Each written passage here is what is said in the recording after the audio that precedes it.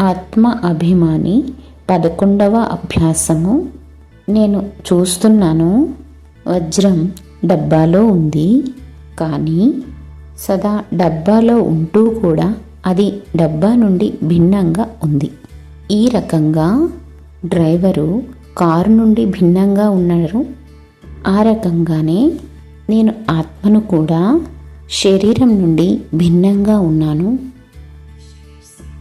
నేను శరీరం నుండి భిన్నంగా ఉన్నాను. నేను ఆత్మను. ఈ శరీరం యొక్క బ్రుకుటి మధ్యలో కూర్చుంటూ కూడా అశరీరి ఆత్మను.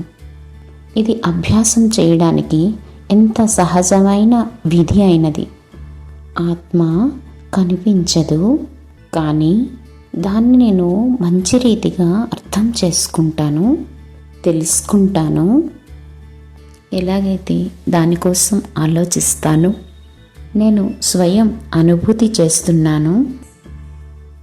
ఎలాగంటే నేను ఈ శరీరం యొక్క రాజు ఎలా అయినాను అర్థం చేసుకుంటున్నాను.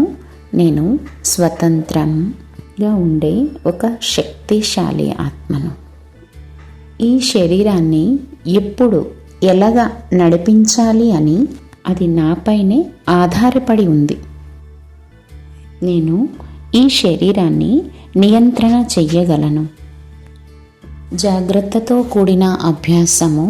దీని మొదటి పాఠము ఆత్మ యొక్క స్పష్టతతో లోతుని తీసుకురాగలుగుతుంది.